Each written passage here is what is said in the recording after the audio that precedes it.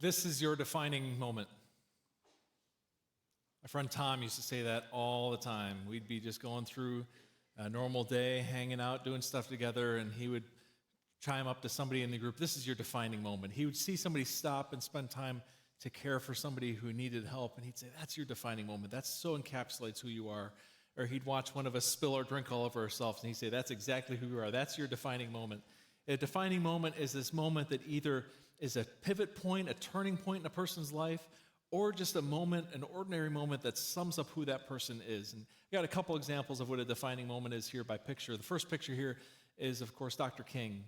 And very rarely can you hear a picture, but this feels like a picture that we can hear. We can hear the four words, I have a dream.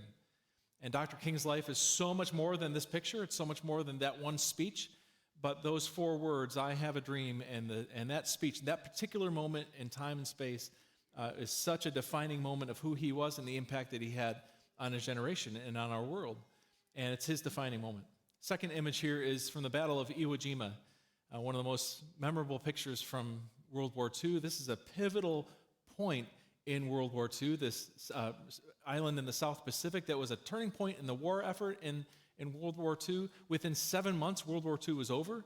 It not only was a decisive moment, that raising of the flag, and one of the most memorable images in United States military history, but also that helped to set the stage for the remainder of the war and brought the end of World War II as we know it. And so that, again, is a defining moment in the Battle of Iwo Jima and in the conflict of World War II. And then there's this third image. Charlie Brown's defining moment. If he's known for anything, this is it. What is your defining moment? You think about a moment that changed your life, or your life changed on a moment, or a moment that encapsulates who you are, the people who are near and dear to you. What is a moment that kind of summarizes who they are? We're in week 5 of our series called Peter, looking at the life of Simon Peter, one of the 12 disciples who followed Jesus. And today we're going to look at what is truly Simon Peter's defining moment. The moment that we think about when we think about him. This is one of those key moments that changed the trajectory of his life, but also summarizes so much of who he is. There are many key moments and memorable times from the life of Peter that we've been looking at in this series, but this is Peter's defining moment. And we're going to find this in Luke chapter 5, beginning at verse 1. And probably for some of us, without even reading the passage, you'll know this story by heart as you've heard this many, many times unpacked about his life. My name is Steve Dunmire. I'm one of the pastors here at Victory. We are one church in multiple locations here at Painted Post, at Elmira. Good morning to our friends at Elmira, and also online. And by the way, I got to tell you that January, we're coming off of what is our biggest month since reopening after COVID. And we're so excited about what God is doing at both campuses. God is moving in mighty ways, and we're growing like crazy. So some people have asked if we're talking about adding additional services. Yes, we're beginning those conversations about adding a third service here at Painted Post and a second campus at Elmira. Not pulling the trigger like next week, so don't worry about the times for next week. We'll let you know well in advance, but we're doing the work of beginning to figure out what exactly that would look like and all the implications of that. But we're just so excited for what God is doing here, and so glad that you're here this morning as we open up His Word. Let me pray for us as we jump in. Lord, your servants are listening. Speak to us. Pray in the strong name of Jesus. Amen. Luke 5, beginning of verse 1 says, One day, as the crowds were pressing close to him, Jesus, to hear the word of God, Jesus was standing by the lake of Gennesaret. He saw 2 boats moored by the land, and the fishermen had gone ashore and were washing their nets. He got into one of the boats, it was Simon's, and asked him to put out a little way from the land. Then he sat down in the boat and began to teach the crowd. When he had finished speaking, he said to Simon, Put out into the deeper part and let down your nets for a catch. Let's talk about where this is happening and the technical details of this scene, just to kind of set the stage before we go on. The first thing is that this is happening, as the passage calls it, the Lake of Gennesaret. You might more commonly know this as the Sea of Galilee. It's called by a few different names. Here is what the Sea of Galilee looks like. But full disclosure, this is not the Sea of Galilee. This is Juanita Lake and Lamoka Lakes. This is a picture I took in October.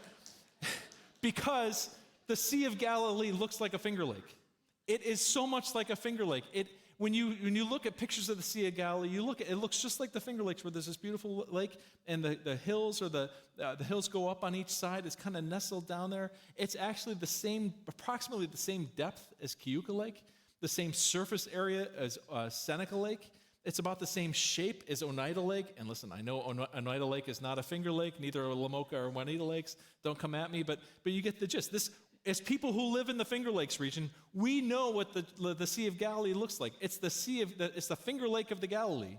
This is a Finger Lake. We can recognize with this. In fact, fun fact about the Sea of Galilee is that there was a legend in the first century that at the bottom of the Sea of Galilee was a portal to the realm of the dead. Tell me that there's a portal to the realm of the dead at the bottom of the lake, and that's a good way to guarantee I'm never going fishing with you. And this would be one of the reasons why there was some fear of water and fear of going fishing and storms that would come when you're out on the water. So that's the lake. It's like a Finger Lake. You know the Finger Lakes. You know the Sea of Galilee. That's kind of what it's like. But they would go fishing on a boat that was kind of a standard size. The second picture we've got here is of what they call the Jesus boat. This boat was discovered in 1986 when there was a drought at the Sea of Galilee, and the water level sank to such a point that they discovered this boat sitting there. And this is approximately 27 feet long, about 7 feet wide, about 4 feet deep. And we could actually fit the boat up here. It'd go from about the drum cage to the piano, and we almost had it shipped in, just couldn't get here in time. But that boat is actually in a museum right by the Sea of Galilee. They call it the Jesus boat, and they can date it back to about 40 BC. Was it actually Jesus' boat? Probably not, but it draws a whole lot more tourists if you call it the Jesus boat. And so that's what they call it there. But it's a standard size shipping boat that the fishermen would have used in the first century, about 27 feet long, about 7 feet wide, about 4 feet deep. And guess what they rated the occupancy of those boats at? 13 people, which is just a little bit too on the nose, right? Jesus plus his 12 disciples, of course it would fit 13 people. And so this is the standard size boat that Peter and Andrew, his brother, would have used. This is the standard size boat that James and John, the sons of Zebedee, would have used. There have been a lot of these boats out on the Sea of Galilee in the first century as they're out fishing. And within the boats, what they'd actually be doing, it even says it in the passage, how they'd been tending to their nets. The first thing they would have had was what they call a trammel net. I'm not the world's greatest fisherman, so you can fact check me later on this, but a trammel net is a net, as I understand it, that would have stones or weights sewed into the fabric on the bottom, and it would have cork or floaters sewn into the top so that the bottom would sink, go all the way down to the bottom of the lake, and then the top would stay up on the surface. And so they would drop this, and it essentially would create a wall of net right there in the lake to be able to catch the fish.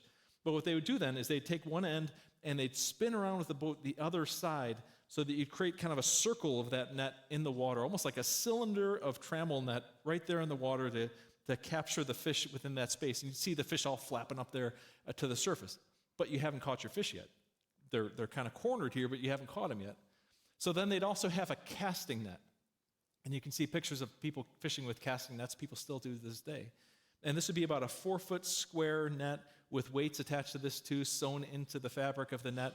And they would cast this into that cylinder of water within the Sea of Galilee, and that's how you would catch your fish, with the casting net, and then you'd pull them into the boat. So this is what they're doing every day of their lives, out here on the water, in their boat, tending their boat, making sure there's no leaks in the boat, and make sure everything is good. It's got to last for a long time, and they've got their trammel net, and they've got their casting net, and they're doing this day by day by day, and most likely, they learn this trade from their fathers. President Jimmy Carter said many years ago that many of the most highly publicized events of my presidency are not nearly as memorable or significant in my life as fishing with my dad. And this is that kind of personal experience for Peter and Andrew. This is not merely business. These are skills and tricks of the trade that they learned from dad. These are skills and tricks of the trade that they've learned by hours and hours out on this water, fishing in this very boat with their dad, fishing with these very nets with their dad and their brothers and their extended family. And like every fisherman knows their favorite spots to go fishing. Every fisherman has their secret spots and their spots in the lake where they know the fish are, and they know where Charlie likes to go fishing, but Charlie doesn't know what he's doing. I know where the fish are. And so this is a part of Peter's life. He's always out on this boat. He lives in this boat. It's in his blood, this fishing. And so Jesus one day is sitting in his boat, in his office, in the shop where he does all of his work, and Jesus is teaching from the crowd. That's pretty great for Peter to get to sit there and listen to Jesus, have a front row seat for Jesus teaching. And then Jesus has the nerve to say, why don't you let your net down? Let's go fishing. Well, isn't that cute, Jesus? That's really cute. You think you're going to tell the fishermen to go fishing? And Peter's really polite about this in verse 5. He says, Master, replied Simon, we were working hard all night. No disrespect for nothing, but I'm not sure about that. We caught nothing at all, but if you say so, all right, I'll let down the net. And verse 6 said, when they did so, they caught such a huge number of fish that their nets began to break. They signaled to their partners in the other boat to come and help them. And so they came and they filled both the boats, and they began to sink. When Simon Peter saw it, he fell down at Jesus' knees. Go away from me, he said. Leave, Lord. I'm a sinner. He and all his companions were gripped with amazement at the catch of fish they had taken. This included James and John, the sons of Zebedee, who were partners with Simon. Don't be afraid, said Jesus to Simon. From now on, you'll be catching people. And they brought their boats to land, and then they abandoned everything, and they followed him. Peter has been doing this for a very long time. He knows what he's doing. He's a professional. If he was not good at fishing, he would have starved to death by now and taken up some kind of other trade. He knows what he's doing, and he'd been out fishing all night. It doesn't work. The fish just aren't biting today, Jesus. Give me a break. And then Jesus says, just try it. Just lower the nets one more time. And it's such an overwhelming catch of fish that even the nets are breaking. Their boat is sinking. Their neighbor's boat is sinking. This is just overwhelming. And this is when, like lightning striking in Peter's life, he realizes what's happening. That he's had this front row seat of Jesus teaching. He's had this chance to hear Jesus teach right from within his very boat. But now he realizes that he doesn't just know the Torah. He doesn't just know the ways of God. He knows fishing, that everything is his domain, that he is the Lord of heaven and earth, and that everything is within his domain, everything is within his authority, and that there's nothing too difficult for him. And there are these moments when God seems to extend his mighty hand with an outreached arm and reaches into our world and makes us realize that nothing is too difficult for him, that he is powerful and sufficient and mighty to save. And Peter says, enough. And they pull their boats on shore, they leave their nets, and the passage says that they abandoned them right there and then, and he left to go follow Jesus because he realized this is a defining moment in his life. Nothing will ever be the same again for Peter after this moment. He will never fish again, except, spoiler alert, when he goes fishing again. Because unfortunately, we find out, for as dramatic as this is, and Luke 5 tells us that Peter quit fishing in that spot. Pull the boats up, forget it, not even trying to sell them on eBay or Marketplace, just pull them up, leaving them to dry out in the sun. Years go by, and we find out that Peter, after some difficult days, goes fishing again. Not that there's anything wrong with fishing, but something didn't seem quite to take. There's a different kind of defining moment that can happen in our lives. There are those defining moments that are innocent or that are mountaintop experiences that kind of capture who we are. And then there are those defining moments that come at great pain. I think as I've been becoming a student of the Twin Tiers, it seems to me that the defining moment of the Corning and Elmira communities is the flood of 1972. It was so moving this summer in particular as we moved to town and walking up and down Market Street and other businesses and going to the Museum of Glass and seeing these places where there's the marker on windows and doors saying this is where the flood waters rose to. And just being so overwhelmed at looking at just how much water there was and how does a community recover from that? How do individual families recover from floodwaters so deep that it impacted so many communities? And I've talked to people who were personally a part of that. And it's so clear that that moment was such a defining moment for this community, both in terms of what happened and how devastating it was, but also how much the community bounced back and recovered and showed resilience and fortitude and cared for one another, and who this community has been in response to the flood of 1972. And the way it literally changed the landscape is quite staggering. And this is that kind of moment for Peter. His defining moment isn't this incredible experience of a miracle in his very boat. The defining moment is whether or not he will remember it. Because years go by, and it's traumatic to be with Jesus. Jesus is facing opposition, and he's betrayed and arrested, crucified, killed and buried, and then rises again. And through all of this, Peter's head is kind of spinning. And it says years later, he's had this is his first encounter with Jesus. this miraculous catch of fish. And all these years later, after so much time has gone by and so much water has gone under the bridge, in John chapter 21, we find that Peter goes fishing again. And it's this defining moment of, will he go back to that? Will he press forward to the life that Christ has called him to? Or will he go back? And this is so often the case that, we can make a profound commitment at a camp or at a conference. You can make a commitment on Sunday morning, but then on Tuesday morning when you go back to work and you got to deal with that knucklehead again, it's really easy to forget the commitment you made to Christ on Sunday morning. It's really easy to make a commitment to Christ on the mountaintop. It's something entirely different when you're down in the valley.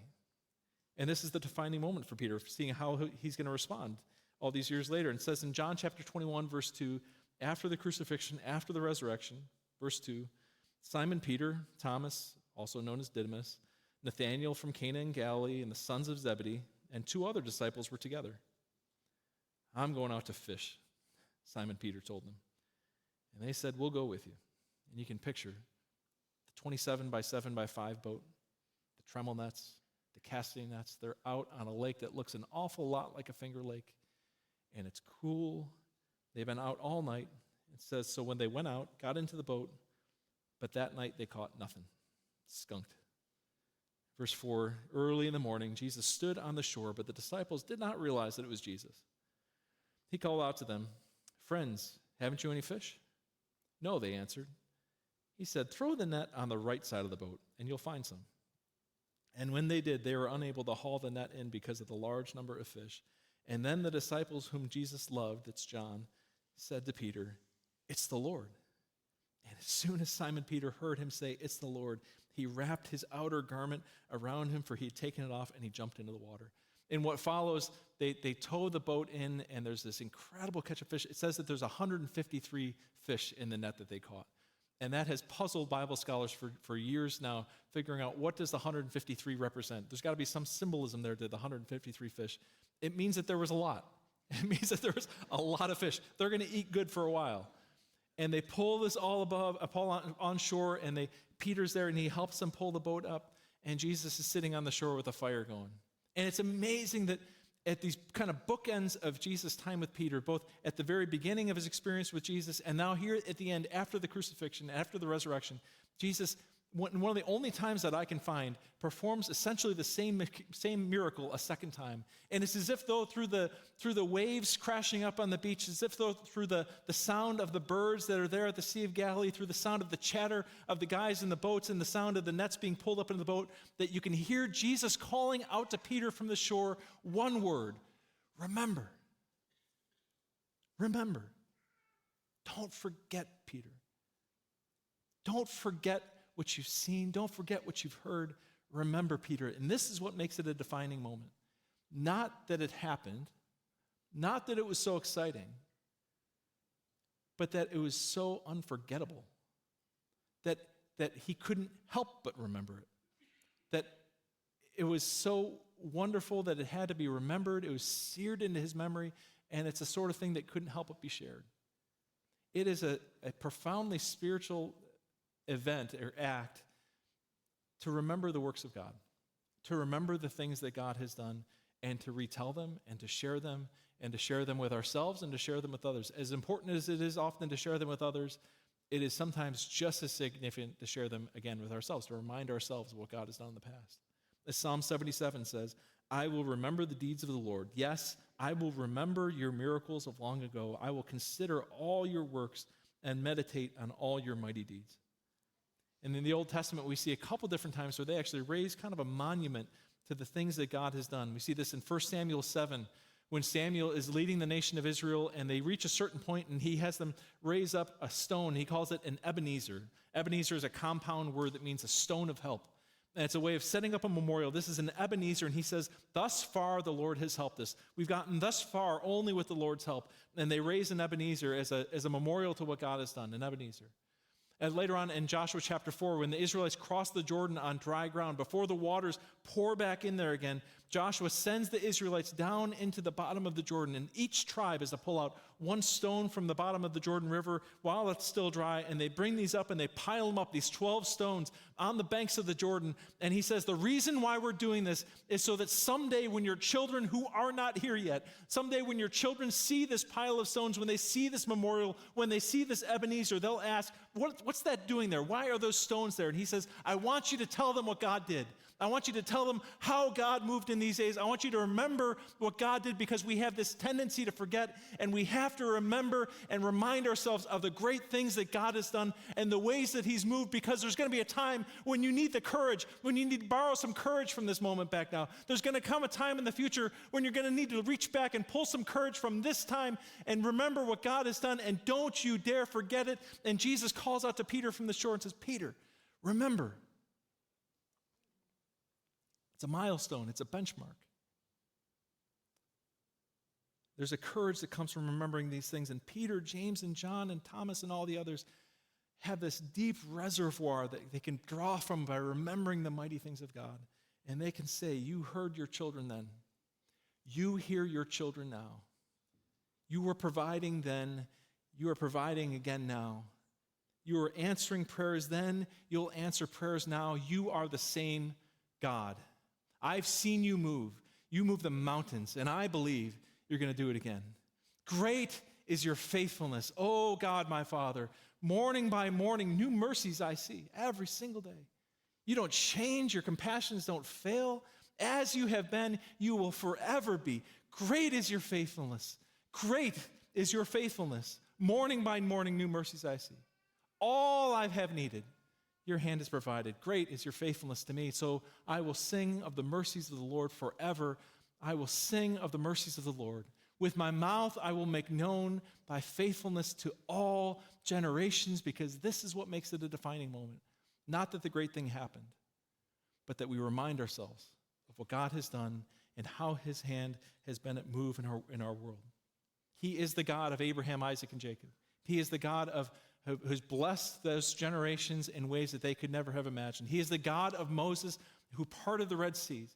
He is the God of David, who conquered the giants. He's the God of Mary, who said, I am the Lord's servant. He is the God of Peter, who abandoned the boats and abandoned the nets, and he calls us to remember the faithfulness of the Lord. And this whole thing ends in verse 12 when it says, Jesus said to them, come, have breakfast. And none of the disciples dared ask him, who are you?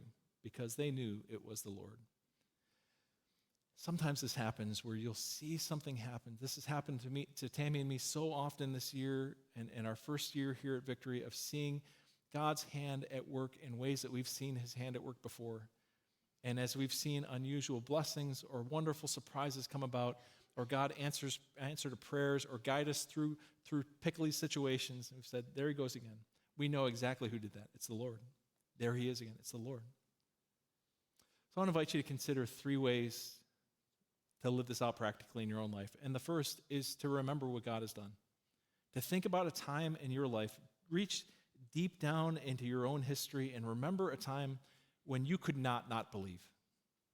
Maybe it's a time at camp, or a time when you were younger, or a time when God answered your prayers in a way that was staggering, and to reach back into your history and pull out one of those memories and remember what God has done.